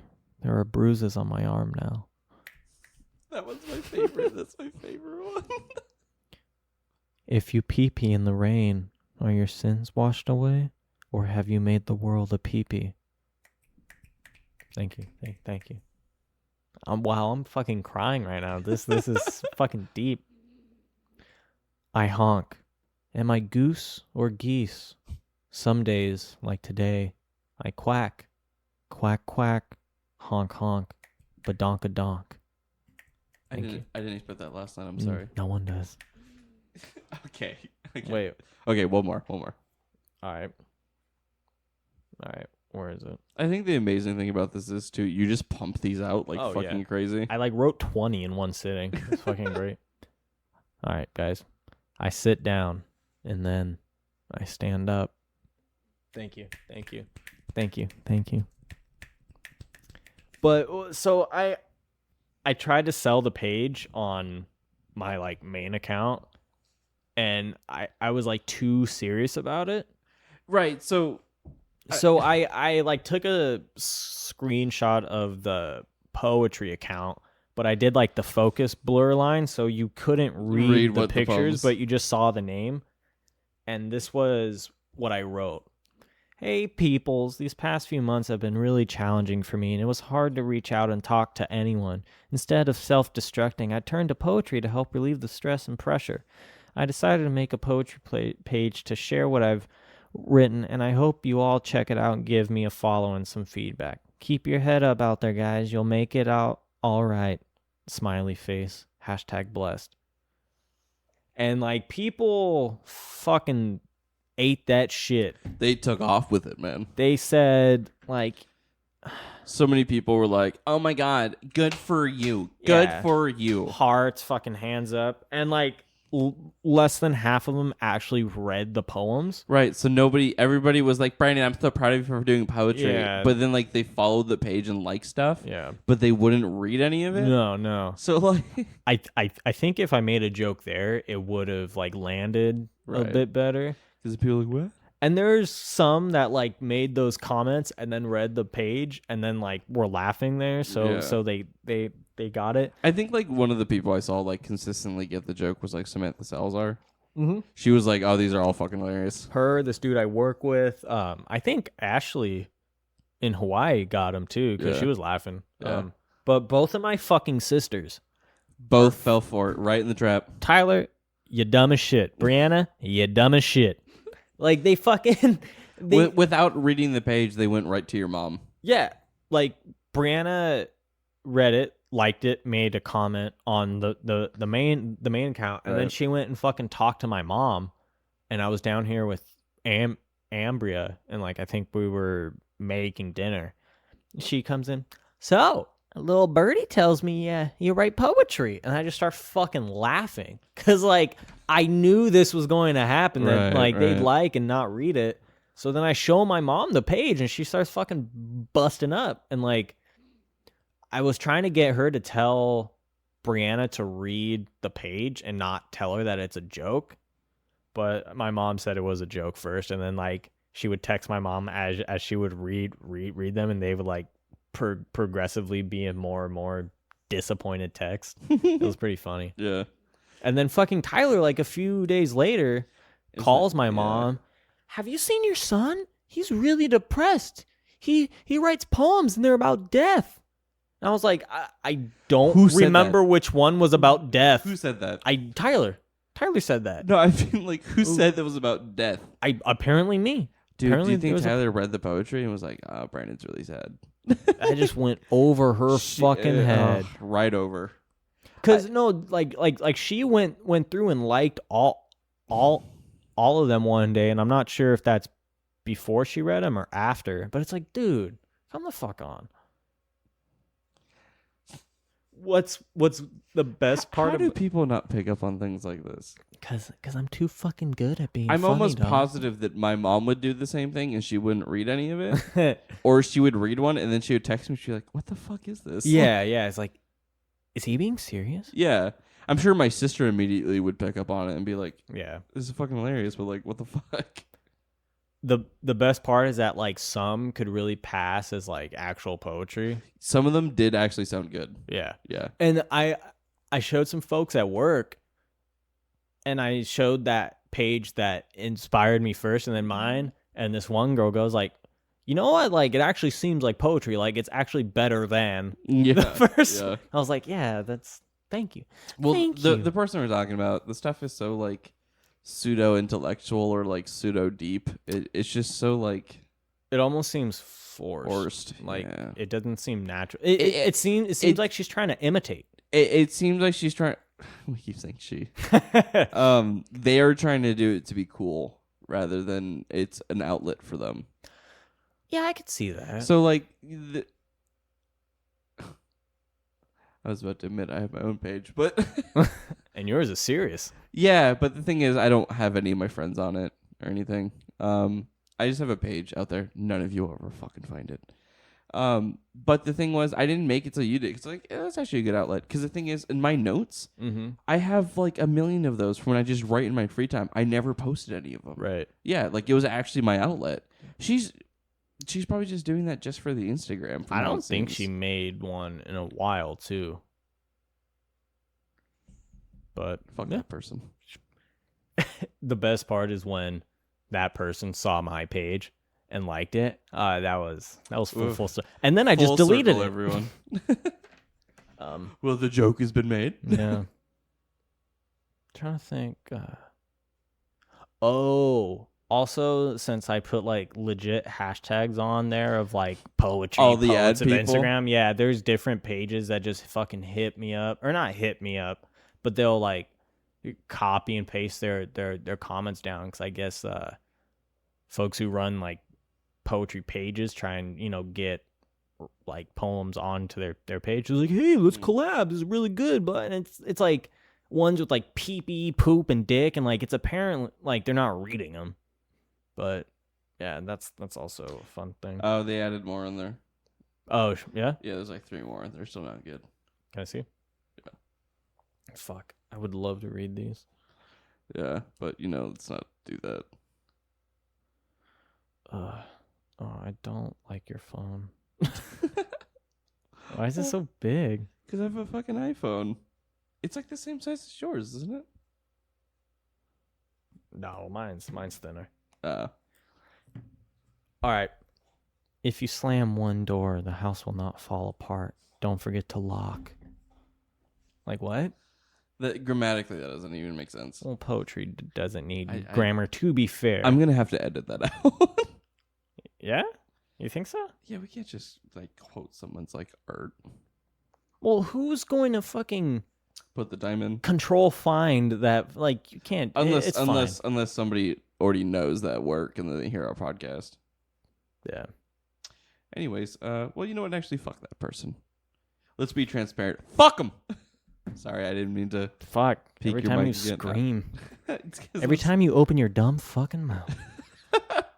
But yeah, man. Shit's hilarious. I laughed for so long when you did that. There were some that had me like laughing as I wrote them. They were fucking. It was just so funny because like me and you had that bit Yeah. And then, like, when you, like, showed us you did the page, I was like, that crazy son of a bitch did it. Yeah, that's great. What else should we talk about? What Um, else? we're about to go into war. You have to fill me in on that because I don't follow any politics. Iran. We're about to go to war with Iran. But what happened? Like, did we Gulf of Tonkin some shit? Like, there was what was it, like an oil thing that got attacked or some boat? Yeah, it was a boat. It was a cargo transport, I think. American? Yeah, I think so. And it got attacked. Yeah, I don't know. Actually, I don't know if it was American or if it was an ally. I don't have all the details. Did Iran ever claim to be the one who attacked it? I think it's just understood at this point that it's them. But it was also understood that Vietnam attacked us in the Gulf of Tonkin, and we now know that was false flag up to get us into war. So all I know is this: as of lately, I don't know like what's been cleared up and what isn't because I don't follow the news as much anymore. Right. That like Trump like made some claim where like we were about to declare war and then he immediately pulled back. It was like a flex of like, you want it? And it's like, to Iran or to... Yeah, to Iran. I remember there was a part in House of Cards where he's trying to get reelected and he decides to go to war because he was saying like, oh yeah, well, presidents who are in wartime always get reelected. So I wouldn't be surprised if he tries to pull that, but also House of Cards is not the expert in fucking politics. Yeah, so here's the quote from Trump. Trump stopped strike on Iran because it was not, in quotations, proportionate. That's along the same lines of like you and a friend are on a cliff and he like pushes you, but then he saves you. He's like, oh, I saved your life. No, it's way different. It's like you guys are standing on the edge of a cliff and he punches you in the shoulder and you're like, ha, and you throw him off the cliff. It's like, no, but those aren't equal things. No, what I'm saying is, like, Trump said he was going to go to war, and then, never mind, we're not. Right. I saved us from war. It's like you wouldn't have had to save us, but I also don't know if that's what happened. The most I know about it is I've seen memes, and I did see one saying that, like, it was some shit about how he decided to not go to war. It's like, you didn't have to make the decision to go in the first place. Yeah. I'm pretty sure we're probably gonna go to war from how it turns out. Fuck, there's been a lot of wars that have began because of boat attacks. The Lusitania, Vietnam, this now. I'm sure there's fucking more. Cuban Missile Crisis almost happened because of boats. What's the Lusitania?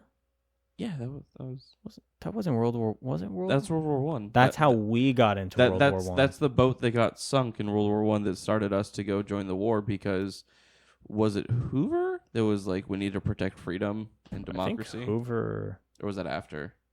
No, because Hoovervilles were during the Great Depression. Yeah, must have been Hoover. Yeah, it was a Lusitania. It was a Lusitania that was sunk, and that's when he went to Congress and made that speech about protecting democracy and freedom. And that one also a false flag? No, I think that was real. Okay. Yeah, that was. There's probably some fucking. That was Germany sinking everything. Yeah. Oh yeah, because they were in the water. Right, but then the thing was Germany didn't start the war, but then we made Germany take the blame for it. That was one of the repercussions of the war after. Which led to World War II. So we directly led to World War II. Because Hitler was like, fuck y'all. It ain't our fault. Right. It's the Jews. Holla. Holla. Hashtag gas them. No. Speaking of conspiracy theories, though, I have some. But I also have to go to the bathroom. So can you hold the fort? Yeah, of course. Okay. Hold it down. Your jewel pod's out. It's leaking. Oh, you got a leaky boy. Just like your leaky asshole, kid. You better make this quick, kid. I got a Duke.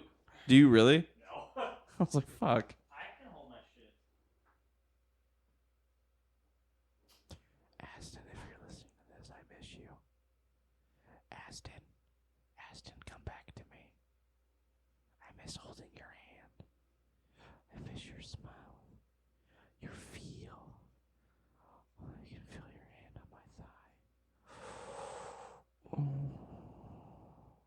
Anyways, how's everyone doing, huh? If you guys have any qualms, any complaints, feel free to not fucking tell me. But if you guys do have any questions or idea suggestions, if you guys want to be a guest on the podcast, feel free to DM us at the Little Boys Podcast on Instagram. I'll be checking that pretty often. You know, it is just me and Brandon now, so I think getting more guests on will probably be a fun thing. If you guys want to come on, we don't have to talk about anything specific. If you guys want to come on and do talk about something specific, feel free to. We're more than happy to. You know, at this point, we're just looking for anyone who wants to have a good time. So, like I said, Little Boys Room Blech. I can't fucking speak. Little Boys Room Podcast. Feel free to DM us. Yeah. Also, email if you're fucking stuck in 2008. Yeah, but you know, littleboysroompodcast@gmail. I'm not gonna check that as much. Yeah. Also, we are still on. This should be uploaded if everything's done accordingly to Spotify, iTunes, and YouTube. So. Yeah, if what you're hearing this on right now does not work out for you, we have different outlets. Yes. Is there any more you want to say about potential war? Because I don't know. I don't know if there's going to be a draft. Aren't drafts illegal? Did they make drafts illegal now? Well, there was some shit in Vietnam that like the draft wasn't. Oh no, I don't think they actually declared war. I think that's why the use of the draft was fucked. Right. There is a fucking draft though. Well, the draft was fucking Vietnam because the casualty rate was like they were just hucking people. But they never declared war, right? Yeah, I think so. Yeah. Yeah, but I wonder if I'll go. No, because my fucking burn. Because you know they don't take certain people based on shit, you know? Right. Or unless it gets to a point where they're just taking fucking they babies. need fucking bodies, yeah. Give that boy a machine gun. We're also not as fit and healthy as we were back when previous shit happened. So I wonder if the pool to draw from is a lot smaller. Yeah. Well, that's why they have the boot camp and training and stuff. They make you that way. True. But we all saw Full Metal Jacket. We know how boot camp can push a man. I am in a world of shit. What a good movie. I really just like that first part. Really, the second half is great too. Yeah, I like it, but there's nothing like it. Yeah. So there was some video essay that broke it down, like, and explained why the two parts are two parts. Well, it's more like the first third of the film because there's the first third with the training, and then the middle where it's him and it sets up, and then the last third is where the whole it's the shootout. end. Yeah. Because the middle half is or the middle part is when it's establishing what Vietnam is like. It starts off with the news thing, the Tet Offensive. Yes. Yeah, it's the Tet Offensive, and then that's the middle part, and then the last half is the losing of the war and pulling out. Yeah, it's just a kid. The Tet Offensive. That's some crazy shit. That's when they all like pushed forward on the New Year's, right? Yeah, so we thought it was going to be a ceasefire for the New Year's for Vietnam. Joke's on you. Yeah, so we weren't playing on anything, and then they hit like 20 cities and like a bunch of air bases and stuff. Coordinated as fuck. Yeah, so that's what swayed public opinion because during Vietnam the government was telling everybody like, we're winning, it's fine, it's a winnable war, we're eventually going to get there, we're making progress. And when that happened, they couldn't keep it under wraps. Right. And that's when all the American people realized, like, we're not winning. Right. Like, this isn't a winnable war. That was the first, like, televised war, too. Yeah. That's crazy. First major televised war. Crazy. Yeah. Crazy shit, man. So are we done with this? Because I'm ready to talk about conspiracy theories. Yeah. Do you want to shoot your conspiracy theories onto my chest, Brandon? Oh, I'm going to coat you in a fucking layer conspiracy, dog. Conspiracy. Let's make a porn, call it conspiracy. Yeah. Just fucking alien costumes. So this kind of prompted, and this has all been thought out in my head. I have not said this out loud to anyone yet in fear of, being captured by the FBI, which I know is listening on my phone right now. Get out of here. So there was a documentary. I'm pretty sure it was released yesterday because it was the first time I saw it on Netflix, but it was about Bob Lazar. Bob Lazar is a guy who used to work around Area 51, I think. More specifically, he worked in this place called Section 4, and he was like a rocket scientist, basically, a physicist, if you will. And he was hired to work on like reverse engineering the propulsion system of the UFOs they had. And he came out in 1989, and like that was the first time big shit about UFOs came out, and right, the government like the whole has UFOs. yeah. So he came out then. There's this big thing and shit like that. Apparently, like there's been multiple times he's been shot at. In the documentary, they interviewed a friend of his during that time, saying like he was there when he got shot at, and like he had a gun on him because it was in Las Vegas, so you can do that shit. There's a clip of Bob Lazar, and he has like a silenced fucking Uzi just spraying it.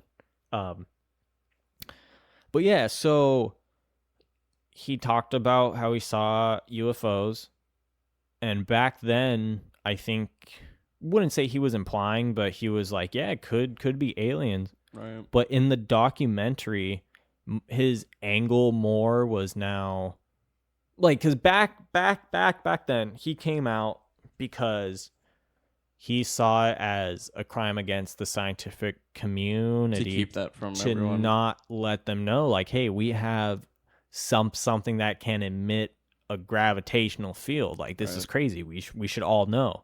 He also mentioned that if it did come from aliens, that's a crime against humanity to not tell them. Like, that's fucked up. Right. Now, when he got talked to in the documentary, he was more just like, fuck the aliens, it's just science shit. Like, it's fucked up that this isn't being explored by as many folks as possible. That seems to be a major thing with the U.S. government. We have a lot of there's a lot of rumors of technology that we have that like shouldn't exist.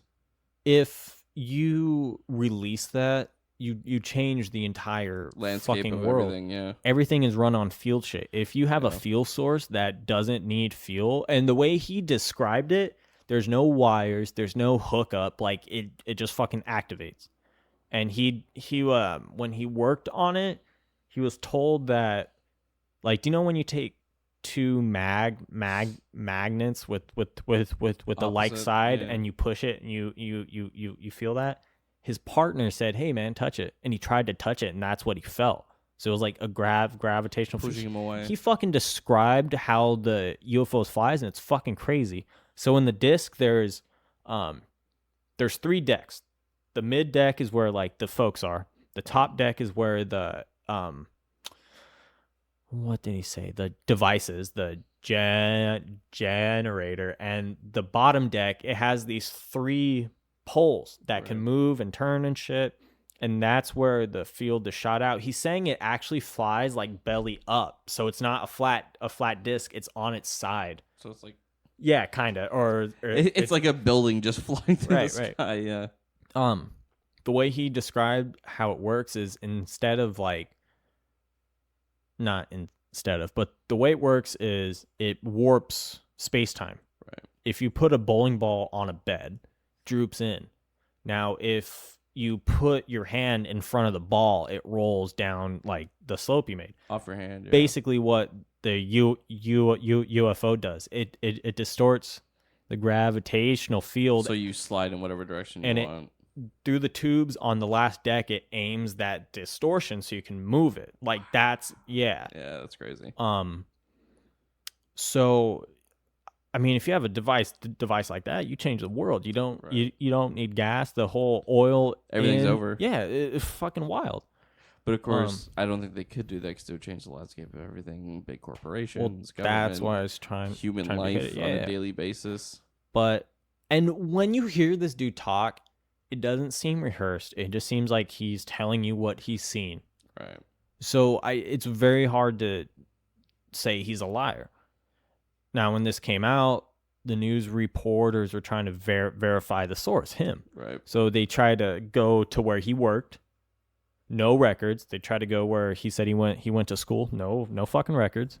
But they would go find newspaper clippings, and like his name was there, and he's like Bob this of this place, and it was like, so he was clearly cut out. Yeah. And like when they would call back, he's like, hey, so you say you don't have it, but he's in these papers, and he's like, we still don't have records. So someone must have like tried to discredit him. If he was a long-term hoaxer, this is the longest fucking con, and I doubt he's made any fucking money from this. So like, how is it a con that would benefit him? Right. So especially when like probably half the world thinks you're fucking insane. Right. So you have this guy and this story. Right. I can say that I believe that he's seen this technology and that this tech is real. Right. No one can make it like current science wise. Like no one can really recreate it. Oh, it's powered by this element 115, which has since been created in like the 90s and by Russian and American scientists. But he was saying it's like this triangular shaped like little like flat card thing, but the way it's made into a cylinder by a bunch of stacked discs, and then it's whittled down into a cone, and then the cone is sliced, and you have to make it in that order, that specific thing, or the material won't work. And that's how it's powered. Right. Because apparently that element can distort gravity. Can't find that on Earth. Right. The dude who made the documentary was saying that he talked to chemists. They've made the element, but it's not stable because it's man-made. And they're saying that like we can't rule out that it's possible to have this naturally occurring element and have it be stable and have the properties Bob Lazar claims it has. In the documentary, it's fucking crazy.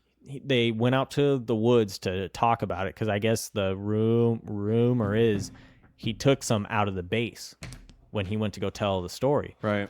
But they had their phones on them. So the dude asked Bob Lazar the question, and he was like, well, and then he was like, wait, do you have your phone? He was like, yeah, all right. So then they took it, right? And then they did the talk. He was saying like, all right, so I'm going to record this, encrypt the file, put this in encrypted file in two different encrypted places, and I won't release it until you tell me.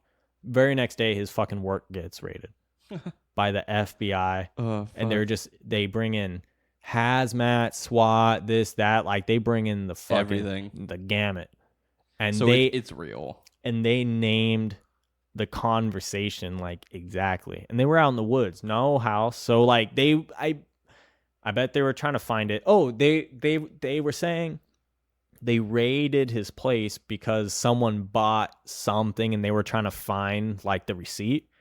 But he was saying the way they described the raid is they sectioned off the entire place by like cubic feet, and they were just searching every fucking square. Like they were trying to find it. Yeah. So I'm sure they're trying to see if he snuck that out. They were listening to his phone. They heard him talk about it, but they took their phones away. So they're like, fuck it, let's go try and find it, you know? Anyways, that's I'm gonna have to watch this later. Yeah, it's fucking nuts, dude. It's crazy. We can say the tech is real. Right. Let's just assume. Doesn't guarantee that aliens are real. Right. But the tech is there. The tech's there. So how the fuck's the tech's there? Someone, a reporter, or journalist was on Joe Rogan, and she wrote a book about Area 51. She writes on a bunch of trippy shit, like really, really cool. And she was saying the whole alien thing is Russian propaganda. She talked to a dude who worked on these experiments. They would take disabled children and surgically alter them to make them look like aliens. Ugh. And before this, I like tried to rewatch it to find out the reason why, but they were saying she was saying there was a main ship. The Russians came and they like shot the disc out. That was the saucer, and like that was their like quote unquote drone. But they let it crash and let them find it. And I'm really not clear on the reason why the Russians would want to do that. Like, but it's on there to watch and stuff. And it seems like that seems true too. Right? So you got that aliens are faked. Right. And you got that this tech is real. Let's just assume those two. So where the fuck did the tech come from? Now get this shit. You know how... Layers to this story. No, seriously. You know how there's studies and theories that there are civilizations on this earth that are older than we were all told? Right. Like, do you know how the Sphinx was not made by the Egyptians? Yeah. Like, shit's way older. The pyramids. Right. Yeah. And, like, how did they make those? Like there's no, like, proof, no tech or nothing. Right. What if UFOs are remnants of ancient civilizations? They have tech that we don't get because we weren't there. They didn't make it. Right. There was a giant cataclysmic event that happened. And they fucked our shit up. They either left or went in underground. Right. Hollow Earth. No. No, but like there's Hollow Earth. There's a bunch of accounts of folks seeing shit rise from the water. Right. Duncan Trussell was saying there's this like giant worldwide like foot heat map thing that you can go and check, and I guess when it first came out there were foot marks underwater. So like we don't know if like there's underwater military bases, but they like edited it since. They took that shit out because it could have been a bug too, but I mean, so it's a foot heat map, so like showing where like people... it shows where like all the steps are. It's really I'm not sure how it works. How would that work? I don't fucking know. Satellites. Yeah. I don't know, but I guess it's probably just like right. Heat vision. Right. Yeah. But think about like if ancient humans went underground and they lived there for as long as it took for us to develop, right? Hundreds of thousands of years. So they're coming out now, seeing if it's safe. They're hearing noises being drilled in. Their oil's gone. Like, well, like how would living underground affect you? Couldn't grow. Skin would go pale. Your eyes would grow big to adjust to the fucking. Well, either your eyes grow big to adjust, or you don't have eyes at all. Now, what do aliens look like? Tiny fuckers, pale skin, big black fucking eyes. I know. Yeah. So if Bob Lazar seems like he tells the truth. Yeah. Like the text there. So the most proof from what it sounds like is like the fact that the FBI like raided the house the day after that interview, and they were in the forest and they didn't hear anything. It's like, that's kind of weird. Yeah, it's fucking weird. And also, if you're just being a conspiracy theorist, they don't bother with you. No one who talks about flat Earth has been shot at. This guy talks about fucking spacecrafts and shit, and like the possibility of aliens, things that are easily not proven, tech that's not found on this world. And he was saying like on the way to the second interview he did, they shot out his back tire as he tried to get on the freeway. Excuse me. So if something he's saying is not true, why would they try and kill him? Yeah. But I think it's safe to say they are trying to kill him because he's talking about technology he was not supposed to, and that the world is not supposed to know. I feel like if they wanted to kill him, they would just kill him, right? They have to. No, he was saying that he made those interviews for insurance. Like, he didn't want to go on the news and shit. But so he did one with like the classic shadow thing. It's like, ooh, you don't know who this guy is, but they're fucking dumb. They didn't change his voice. And when he like leaves, you like can see his glasses rims. And it's like you could totally fucking find out. Right, figure that out. Right. So he went up, gave his name and shit as insurance. So if he does die, like, you know some shit's fucked. Right. Right. A paper trail. Right. So to say. So that if like one day, you know, he just wakes up dead. Right. Yeah. Everybody's like, oh. And like, he has a wife, he has close friends, and like they all been asked like, hey, so like, is Bob? He's like, is Bob Lazar lying? Or like, they asked to verify the story, and he tells everyone the same thing. Like, he's either a psychopath that's really good at lying, or he's telling the fucking truth. Yeah. You know? I mean, we'll probably never know in our lifetime. But yeah, I'm going to have to watch that. no, it's fucking good. Yeah. And then he was on Joe Rogan last night too, which I'm pretty sure he was on to promote this. Yeah, like, makes they planned sense. it, yeah. It makes sense, yeah, because he mentioned it, and I was like, that's a weird get. Like, that's fucking weird. But then I saw that was up, and I was like, oh, Yeah, especially because Joe's been kind of off the conspiracies. yeah, as of exactly. late. And he expressed doubts about him too, and what he was Could you saying. imagine if they got Eddie Bravo to show up? Oh, and just fucking, hey, fuck Eddie Bravo. You hear that, Eddie? Fuck you. I know you're listening, Eddie Bravo. I don't get how you can be friends with someone that believes in flat Earth and is just like, That everything's fake. that convicted about it. Dude, Yeah. fucking ridiculous. Yeah.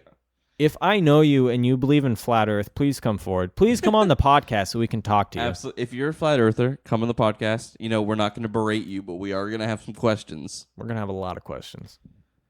We have a lot of questions about your IQ levels, about how you were growing up, Yeah. About, what happened to you. did you play around power lines when you were a kid? What happened, huh? Did you stick a fork into an outlet?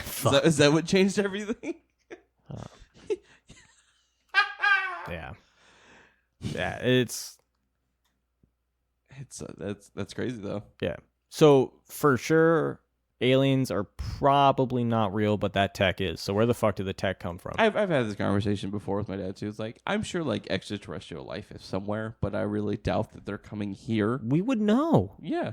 They wouldn't like try and hide. Like, why the fuck would they hide? They can traverse the cosmos. Why are they like hiding from primates? Yeah, I'm sure that like a species that has the ability to travel from planet to planet would have enough firepower to show up and be like, all right, motherfuckers, get down.